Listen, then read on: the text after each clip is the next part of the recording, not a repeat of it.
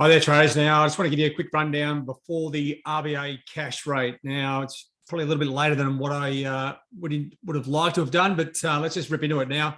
Just before you have a look at what the RBA is going to do, just have a look where the market is, right? We've got US equities lower. Okay, we've got a risk-off profile very clearly in the market. Okay, Euro, Sterling, Aussie, Kiwi going to the downside. Now, that's just the framework that we're working off. So this is where it comes back to looking at the numbers. Now, prior number 0.35.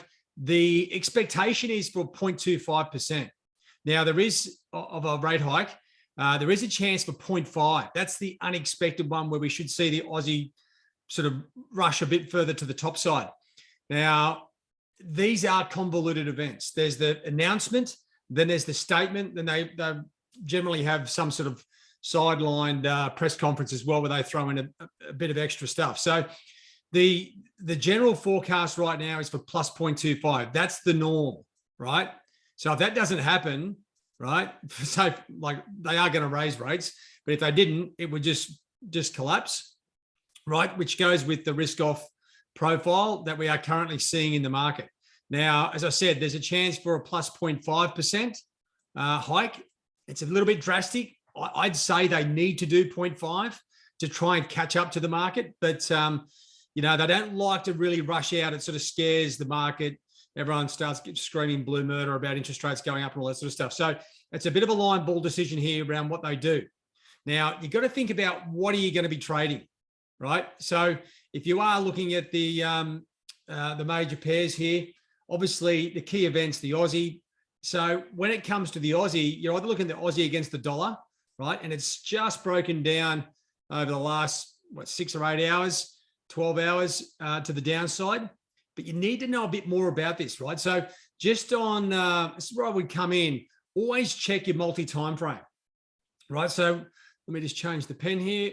Okay, all right. I know I'm very conscious we don't have much time. So on the hourly chart, okay, it's broken down. Short-term momentum, well, if anything, it's a little bit soft. But if you look at the daily, okay, the weekly and the monthly, unlike a lot of the other major pairs, it is sort of trading mid-range, right? So you don't have the luxury of this instrument being in an uptrend or a very clear uptrend or a very clear downtrend, right? You've got the short-term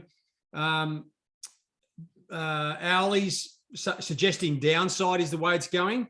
That's pretty much it. So that's not as good as some of the other major pairs.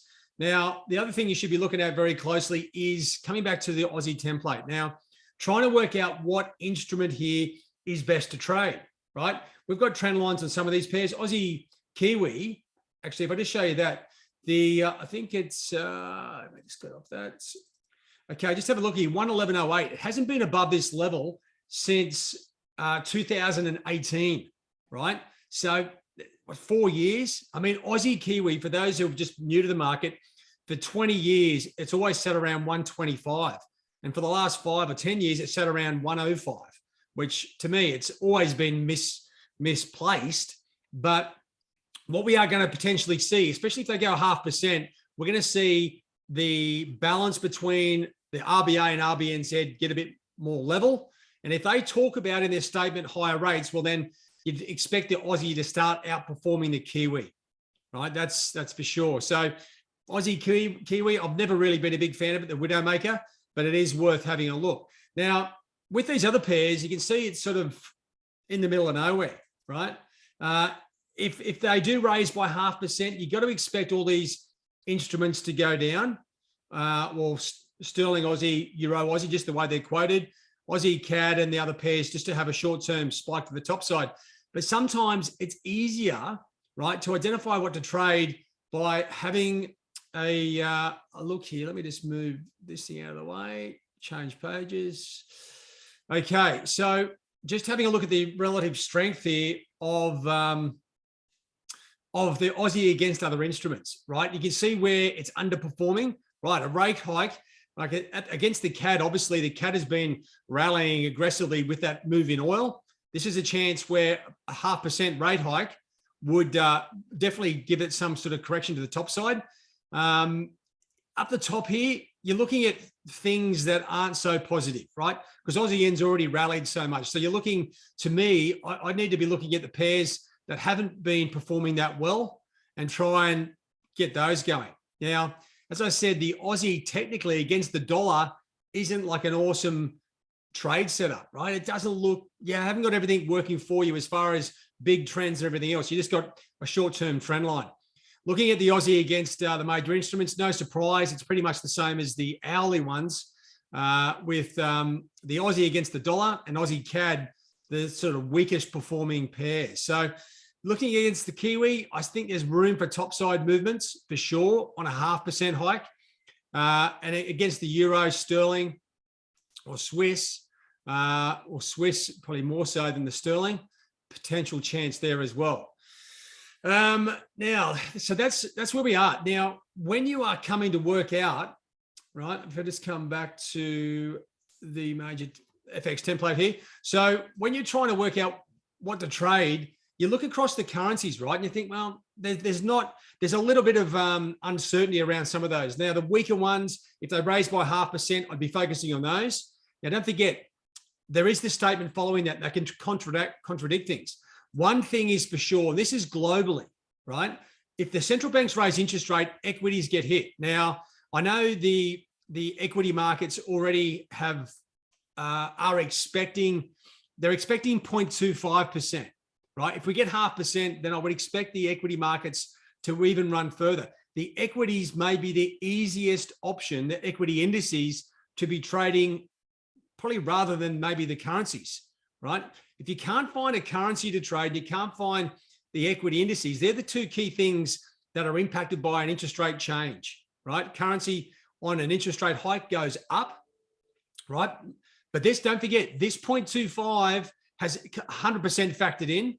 The 0.5% is probably 30% factored in. So that's where the move will be. So don't think that if they raise by 0.25 that the equity is going to rally. They probably won't, right?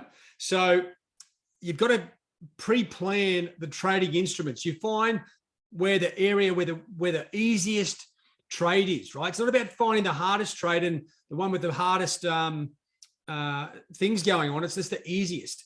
Now, just to back up, and if you're looking for sort of extra reinforcement, here's the Aussie and the hourlies.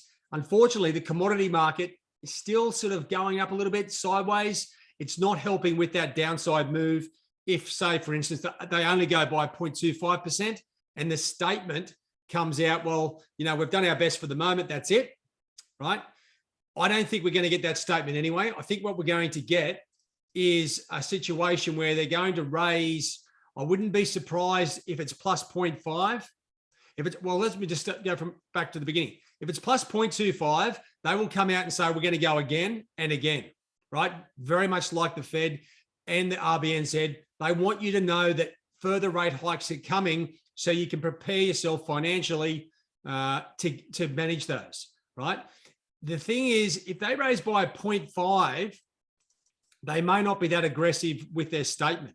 Now, this is the real kicker, which is where I think the Aussie could really take off. If they raise by 0.5 and they also dig the boot in and say, you know what, we're going to raise rates next month and the month after, and then by then, once we're at 3%, well, then we'll work out where inflation is. That's super aggressive. That gets the Aussie rolling. Equity markets, the all ordinaries will get hammered. The Aussie will rally against all those other instruments, and away you go. So, but what's the chance of that? I don't know, maybe 10%, 15%. So you got to weigh up the options here. The best trading decision will be once you've read the statement, right, had a chance to digest what the change was, what they've said about what they're going to do in the future, then it becomes an easier trade. Of course, you may miss the first 30, 40, 50 points, but you will also avoid the convoluted volatility if it's not all in sync, right? I think all the central banks are doing this, right? They are coming out aggressive and they are hitting the market hard with rate changes and very aggressive forward guidance. That's what I expect. So I expect the Aussie to rally. So, but when you're looking for the Aussie to rally, what pair should we be looking at? Well, have a look across the board.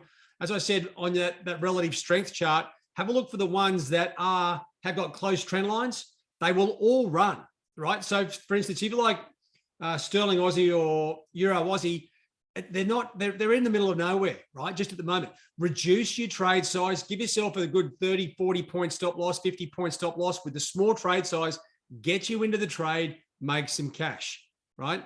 This is not as easy as trading the CPI because we know what the outcome for the CPI is. It's one number, it's strong, it rallies, it means they're going to raise rates. This event has a statement, the rate decision, press conference. There's a lot of variables here that you can't control. So overriding, if you are looking across the board here, look for pairs that have some sort of, well, Aussie yen is actually the best trending instrument for the Aussie at the moment. And if anything, Aussie Kiwi is going with it, and Aussie Swiss, Euro Aussie, Sterling Aussie, Aussie CAD, they're in the middle of nowhere. Reduce your trade size, get into the trade, and then see how it plays out from there. All right, guys, good luck. It's going to be interesting to see how this plays out. I've got to get this uploaded before it actually happens. See you later.